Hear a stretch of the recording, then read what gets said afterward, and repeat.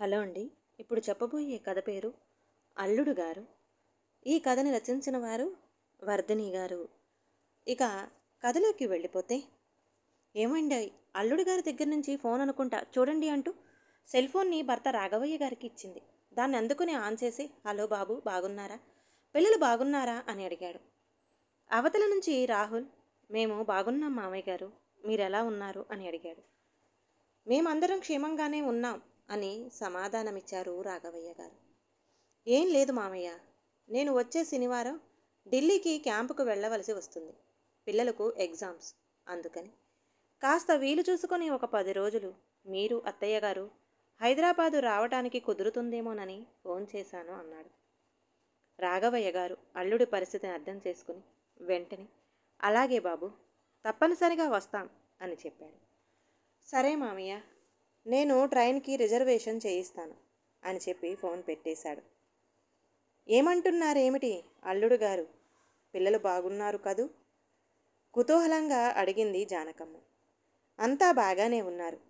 అల్లుడు గారు ఢిల్లీకి ఆఫీసు పని మీద క్యాంపుకి వెళుతున్నారట.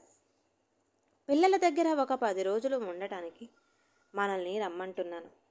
నేను సరే అన్నాను అన్నారు. అయ్యో పాపం, అల్లుడు గారు అంత ఇబ్బంది పడుతూ అడగాల?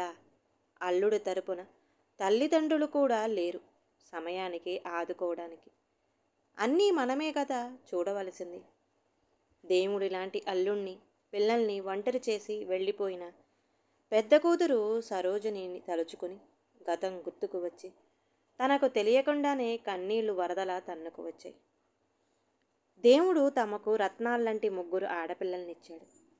పిల్లలు ఏనాడు తమకు చిన్న ఇబ్బంది కూడా లేకుండా చదువు సంధ్యల్లో ముందుండేవారు. తమ ఆర్థిక పరిస్థితి బాగా లేకపోయినా వారి స్వశక్తితో కష్టపడి చదువుకున్నారు. అనుకోకుండా సరోజకు రాహుల్ సంబంధం కుదరటం, పెళ్ళవడం. సరోజకు పెళ్ళైన ఏడాదికే రమ్యకు కూడా సంబంధం ఖాయమవడంతో చాలా వ్యయ ప్రయాసలు పడి ఇల్లు తనఖా పెట్టి అప్పు చేసి ఉన్నంతలోనే ఘనంగానే 2 ఆడపిల్లల బాధ్యతను నిర్వర్తించుకున్నారు. రాహుల్, సరోజ 2 మగపిల్లలతో హైదరాబాదులో మంచి ఉద్యోగం చేస్తూ హాయిగా ఉంటున్నారు అని అనుకుంటున్న సమయంలో విధి వికటించి యాక్సిడెంట్ రూపంలో సరోజను మృత్యువు వెంటాడింది. అది తన కళ్ళ ముందరే జరిగిన ఘోరం. పోయిన ఏడాది పండగకని సరోజ పిల్లలు మాత్రమే వచ్చారు. అల్లుడికి సెలవు దొరకక రాలేదు. షాపింగ్ కని ఆటోలో వెళుతుంటే ప్రమాదవశాత్తు వెనక నుంచి వచ్చిన లారీ ఢీకొట్టడంతో ఆటో తిరగబడి సరోజ ప్రాణం పోయింది. తను గాయాలతో బతికి బయటపడింది. ఎన్నోసార్లు అనుకుంది, తన ప్రాణం పోయి కూతురు బతికితే ఎంత బాగుండేది అని. సరోజ చనిపోయి ఏడాది దాటింది. అప్పటినుంచి అల్లుడు 2 పిల్లల్ని కంటికి రెప్పలా తల్లి లేని లోటు తెలియకుండానే పెంచుకుంటున్నాడు. మంచి మనసున్న అల్లుడు వేరే పెళ్లి ఆలోచన అనేది లేకుండా పిల్లల్ని చూసుకుంటున్నాడు. రాహుల్కి 3 అక్కలు ఉన్నారు. వాళ్ళు తమ్ముడికి మళ్ళీ పెళ్లి చేయాలని ఎన్నో సంబంధాలు చూస్తూ డబ్బున్న వాళ్ళు కట్న కానుకలు లక్షల కొద్దీ ఇస్తామంటున్నారని చెబుతున్నా వాళ్ళ మాటలకు సమాధానం చెప్పకుండా పిల్లల్ని అంటి పెట్టుకుని ఉంటున్నాడు. అల్లుడి మంచితనాన్ని తలుచుకుంటూ స్టవ్ మీద టీ పెట్టడానికి పాలు పెట్టి కళ్ళ వెంబడి ఉబికి వస్తున్న కన్నీళ్లు తుడుచుకుంది. రాఘవయ్య, జానకమ్మ పిల్లల్ని చూసుకోవడానికి హైదరాబాదు వెళ్ళారు.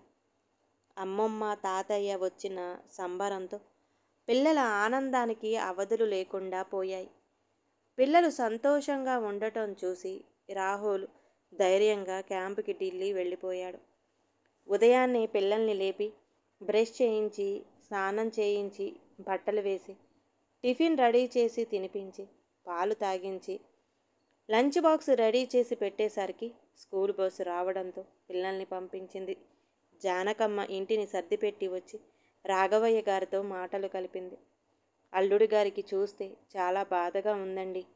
ఆడదిక్కు లేకుండా పిల్లల్ని, ఇంటిని చూసుకోవడం మాటలా? నాకే ఎంతో కష్టంగా అనిపించింది అంది. అవును జానకి, పాపం ఇంత చిన్న వయసులో భార్య లేకపోవడం, ఇటు పిల్లల పని, అటు ఆఫీసు పని చేసుకోవడం చాలా కష్టమైన పని. అయినా ఏం చేస్తాం, విధి మనతో మన పిల్లలతో ఆడుకుంటుంది. పెద్దది సరోజ అర్ధాయుషుతో మనకు దూరమైంది. అది మరిచిపోకముందే పెళ్ళైన 5 ఏళ్లకే రెండో పిల్ల రమ్య జీవితం మోడువారిపోయింది. 2 ఆడపిల్లల పెళ్ళిళ్ళు చేసి మన బాధ్యత నిర్వర్తించేశామని అనుకున్నాం. కానీ మనమొకటి తలిస్తే విధి ఒకటి తలుస్తుంది. లేకపోతే పెళ్ళైన 5 ఏళ్లకే చిన్నల్లుడు గుండెపోటుతో చనిపోవడం, తల్లి పిల్ల మన పంచన చేరడం, ఏమిటో ఈ కష్టాలు భరించడానికే మనం ఇంకా బతికి ఉన్నామా అనిపిస్తుంది అని బాధగా విచారంగా అన్నారు రాఘవయ్య. జానకమ్మ దుఃఖాన్ని గుండెల్లోనే అదిమి పెట్టుకుని, జరిగిన దానికి మనం బాధపడటం తప్ప ఏం చేయగలం చెప్పండి. మీరు ఎక్కువగా ఆలోచించి ఆరోగ్యం పాడు చేసుకోకండి అని ఓదార్చుతూ, రమ్యకి ఏం పర్వాలేదులేండి, మనం ఉన్నాం కదా ఏ లోటు రాకుండా చూసుకోవడానికి. కానీ పాపం అల్లుడు గారిని పిల్లల్ని చూస్తేనే బాధగా అనిపిస్తుంది అంది. అవును మరి, రెండో పెళ్లి చేసుకోమంటే అల్లుడు ససేమేరా అంటున్నాడు. అల్లుడు గారి ఆలోచన కూడా సరి అయిందే కదండి. వచ్చేది పిల్లల్ని సరిగా చూస్తుందో లేదో తెలియదు కదా.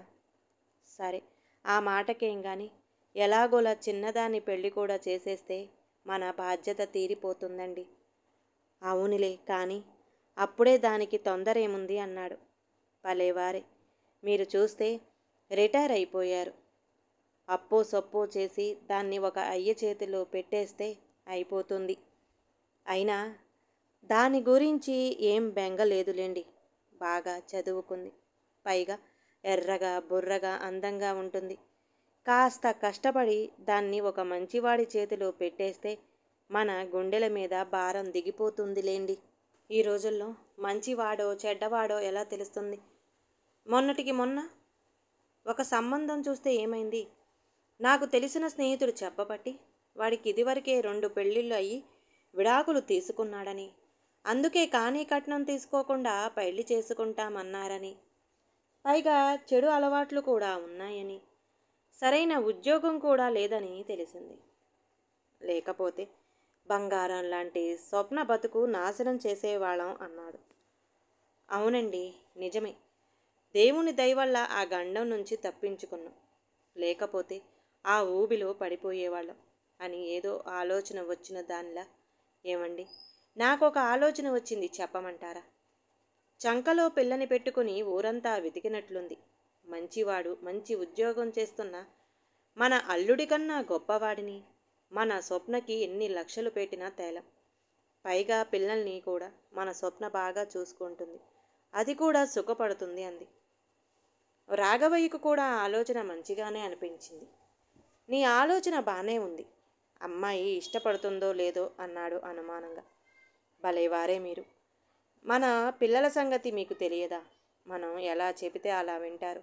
అల్లుడు గారు వచ్చాక ఆయన నిర్ణయం ఏమిటో తెలుసుకుందాం అంది. రాఘవయ్య ఆలోచనలో పడ్డాడు. జానకమ్మ చెప్పింది నిజమే. చిన్న గుమస్తా ఉద్యోగం చేసి రిటైర్ అయ్యాడు. తన తాహతుకు మించి 2 ఆడపిల్లల పెళ్ళిళ్ళు చేశాడు. ఇంకా ఆ అప్పులు తీరలేదు.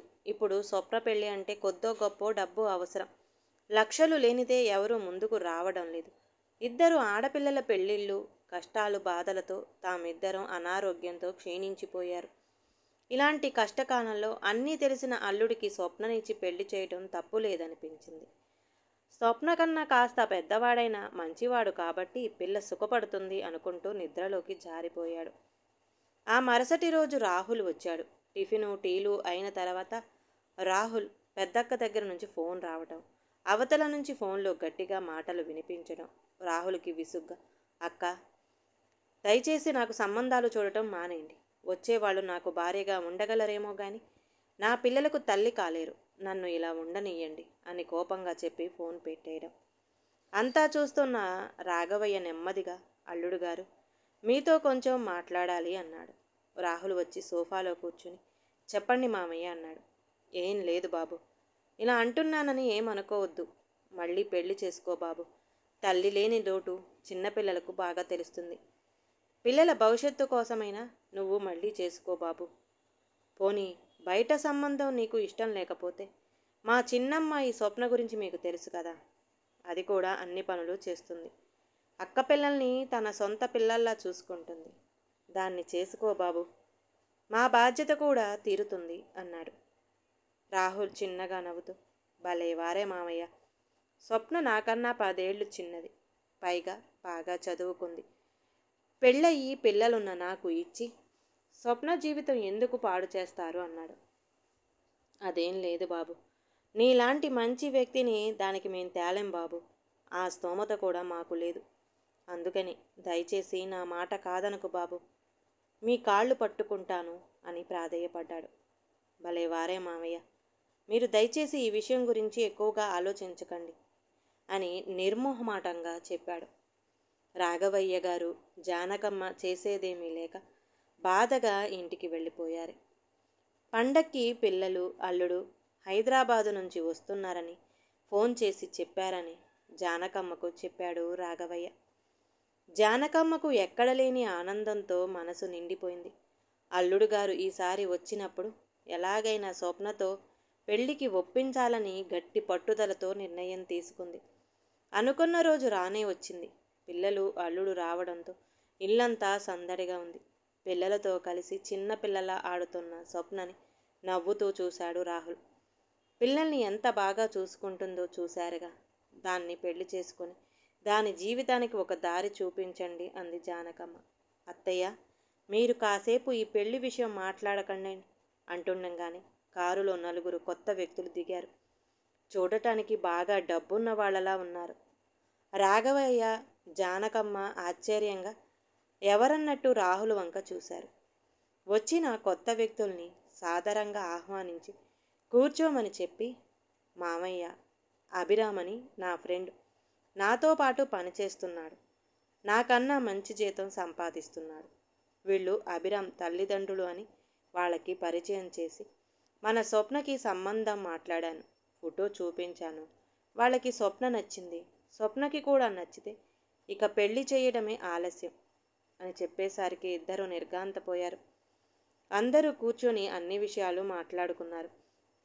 కానీ కట్నం కూడా వద్దని, అమ్మాయి తమకు బాగా నచ్చిందని, ముహూర్తాలు పెట్టుకుందామని, పెళ్లి ఖర్చులు కూడా తామే పెట్టుకుంటామని, తమకు ఒక్కగానొక్క కొడుకు, వచ్చే కోడలే తమకును కూతురులా చూసుకోవాలని చెప్పి తాంబూలాలు మార్చుకొని వెళ్ళిపోయారు. అంతా కలలా జరిగిపోయిన దాన్ని చూసి సంతోషంతో ఉక్కిరి బిక్కిరి అయిపోయారు రాఘవయ్య, జానకమ్మలు. ఏమిటి బాబు ఇదంతా అన్నట్లు చూశారు. మామయ్య, స్వప్న చిన్నపిల్ల, తనకి తగ్గవాడు అభిరామ్ చాలా మంచివాడు, పేరెంట్స్ కూడా చాలా మంచివాళ్ళని నేను గ్యారంటీ ఇస్తాను అని నమ్మకంతో చెప్పాడు. రాఘవయ్య ఆలోచనలో పడినట్టుగా, ఇంత మంచి సంబంధం కుదిరినందుకు సంతోషించాలో లేక మీలాంటి మంచివాడికి పిల్లలకు స్వప్న దూరం అవుతుందని బాధపడాలో తెలియడం లేదు. తల్లి లేని పిల్లల గురించే మాకు బాధగా ఉంది అన్నాడు. సరే మామయ్య, మీరంతగా మా గురించి ఆలోచిస్తున్నారు కాబట్టి మన రమ్యకు ఇష్టమైతే నా పిల్లలకు తల్లిగా ఉంటుందేమో అడిగి తెలుసుకోండి అనేసరికి ఇద్దరి ఆనందానికి అవధులు లేకుండా పోయాయి. మూడు వారిపోయిందనుకున్న అసలు రమ్య గురించి, ఆ పిల్ల జీవితం గురించి ఆలోచించలేదు. కానీ పెద్ద మనసు చేసుకుని రమ్యని కొత్త జీవితాన్ని ఇస్తానంటున్న అల్లుడి కృతజ్ఞతాభావంతో చూసింది జానకమ్మ. కిచెన్లో పనిలో ఉన్న రమ్యను స్వప్న వెళ్ళి అడుగుతుంటుంటే అమ్మా నాన్నల ఇష్టం అని చిన్నగా నవ్వుతున్న రమ్యని చూడగానే ఆ తల్లిదండ్రులకు ఆనందంతో గుండె నిండిపోయింది.